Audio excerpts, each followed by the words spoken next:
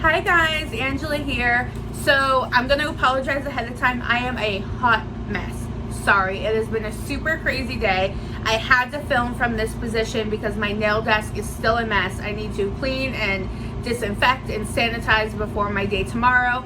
But this video is super important, so I wanted to get it filmed and I wanted to get it out ASAP.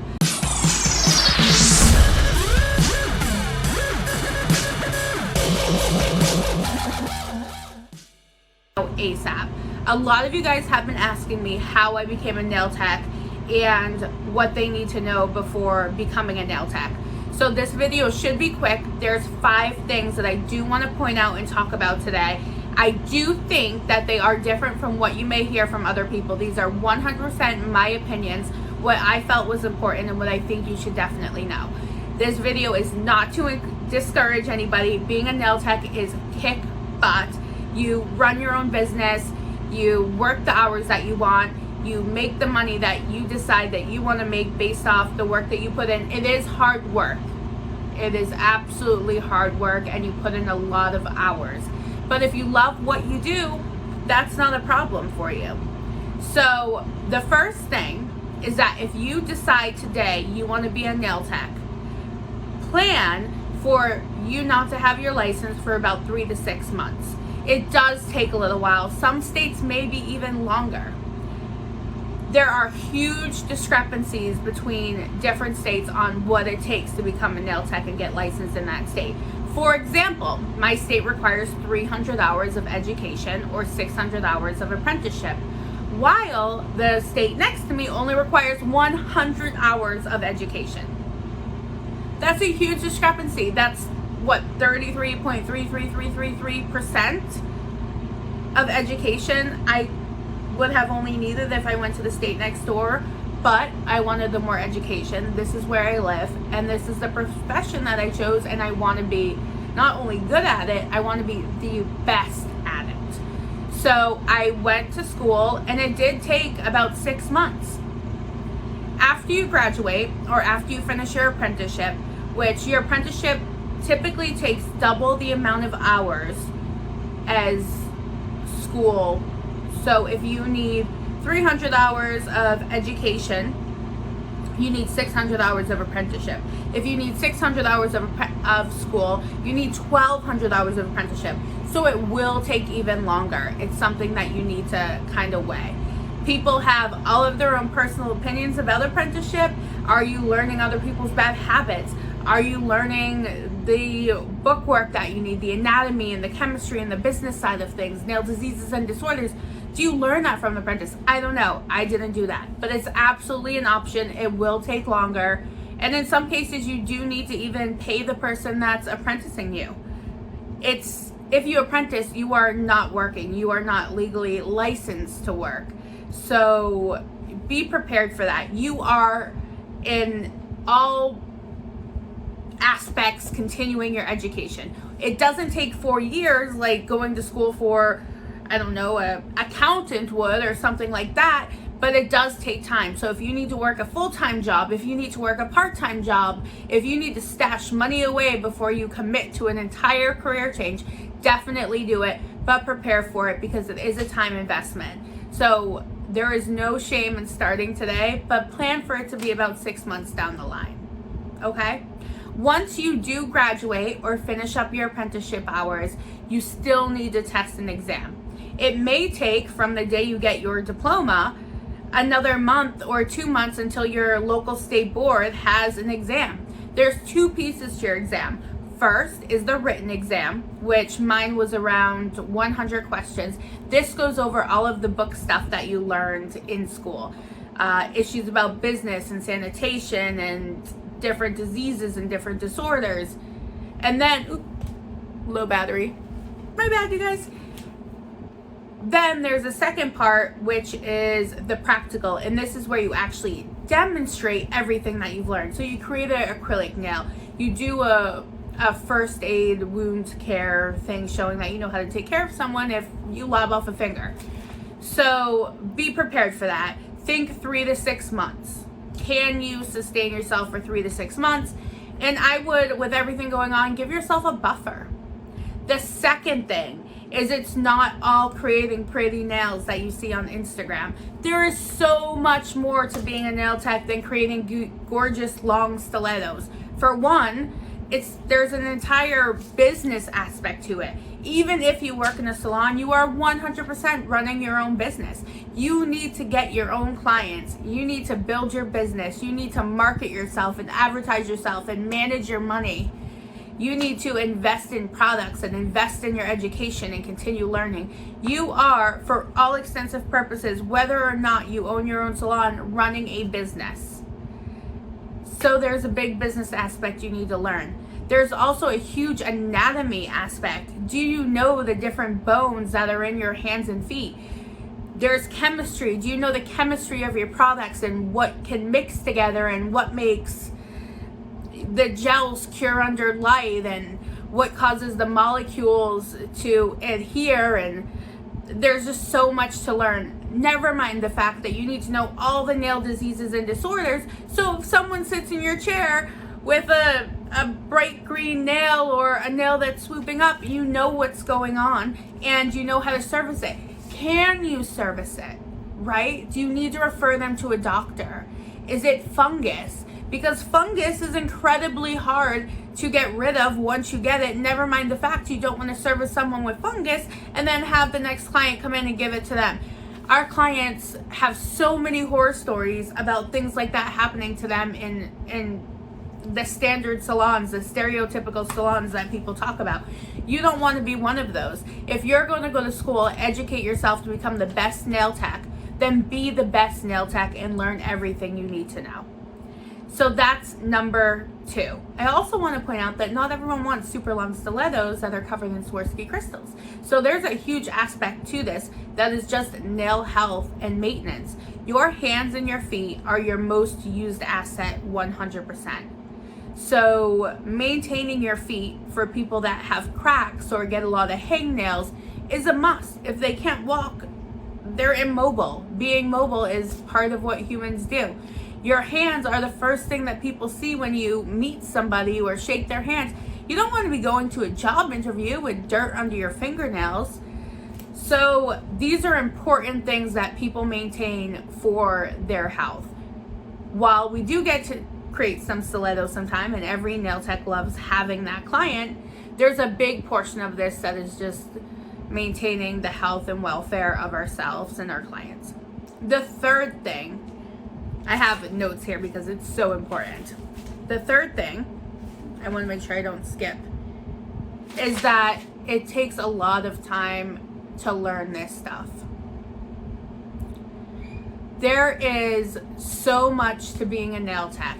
Back in the day, there was just gel polish, there was just nail polish manicures. Then there's gel polish, and then we're doing gel polish, then we're doing nail extensions. We're doing them with fiberglass, and then we're doing them with acrylic. Now we're doing them with hard gel and polygel, all of which are sculpted a different way and use a different liquid. We also have different shapes now. Did you know that a stiletto has a completely different way of sculpting it than a square? There's a whole different structure that's needed for a stiletto to be stable and balanced. A square is done differently. There's so much that you need to know and need to learn. So it does take time. You can absolutely specialize in certain things. You can decide you're just going to do acrylic, or you're just going to do hard gels, or you're only going to work with polygel. That is 100% you're right. But all of those things do take time to learn. So if you decide you want to be a nail tech today, there's a good chance that tomorrow you won't be creating Instagram's best set of nails. So be willing to invest in the time. This is a skill. Nail techs are not machines. Everything that we do comes 100% from our heart, is our creations. It really is an art form. And that brings me to point number 4, is that clients can be mean. Not everyone knows what it takes to be a nail tech. Not everyone knows what it takes to be a waitress or a general surgeon. We only know what we know. So while we can be empathetic, and we should be empathetic and understanding, clients sometimes think that we're machines. That every person that comes in, we're gonna spit out a couple nails, and every client's nails are gonna look exactly the same. And if they come in with this picture, they want it exactly like that, and we should have the same identical products and do the same identical thing. And I mean, it doesn't work like that. But not everybody knows that. We can only do the best that we can. My point to this is that you shouldn't take it personally. We put a lot of work into our nails, a lot of love and a lot of care into every single set that we do. It's like someone coming into your house and saying, who the heck decorated this? It's gross. And you're sitting there saying, oh my God, I decorated this myself. You would take that personally.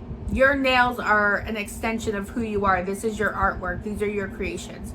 So it's 100% understandable that you would get upset if someone doesn't like them or writes you a bad review or doesn't tip you, because we all get super happy when we get a tip. We feel like it shows or demonstrates the value of our work, right? So just be aware.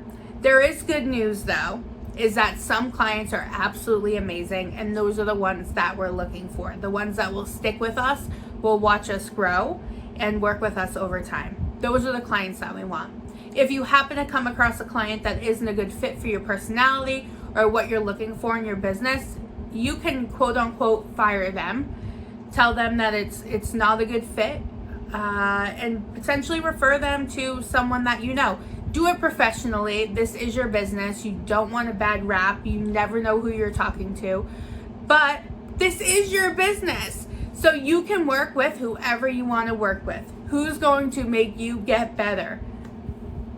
And what's worth your time? Because you need to invest time in things and people that are going to make you money. So while your clients are probably all your friends and you know so much about them, or they become your friends rather, it's still a business. So treat it like a business. And it's okay if someone doesn't work out for you. And the last item is overexposure. I'm not sure if you'll hear this anywhere, but from day one, you need to protect yourself. There are so many things that we come in contact with as nail techs. There's so many products that we use and chemicals that we're exposed to. Never mind the dust. Are you kidding? I mean, dust is flying everywhere. I walk out of my salon and sometimes I feel like I'm covered. I don't even know why I wear black clothes all the time. It's nuts. So from day one, wear your mask. From day one, if you need to, wear your glasses. Wear your gloves. Everything we touch could cause an irritation on you, or contact dermatitis. Gel polishes, monomer, the acetone causes dryness, and when you have dryness, things like the ingredients in the gel polish and the HEMA are more likely to absorb into your skin because it's so dry and you have cracks. You do not want to get contact dermatitis. I'm telling you right now, it could potentially end your career. So if you're investing in this and you're in this for a long haul and you love being a nail tech, protect yourself. Get a good dust fan that will absorb the dust. Make sure you have an air purifier around for the different fumes that you'll be inhaling. Wear gloves. Moisturize your hands. This is hard work. Being a nail tech is hard work. This is your body. This is what you work with, your hands. So get a good drill, get a good file. Make sure you're not putting in too much effort to file these. Make sure you're holding people comfortably in the right way. Don't be straining yourself. When you're down doing a pedicure, don't put yourself in a position where you have to lean over horrendously and at the end of every day you have a backache. Ask your client to move. We want them to be comfortable, but when you're a nail tech, your comfort is more important because you do this every day. So protect yourself.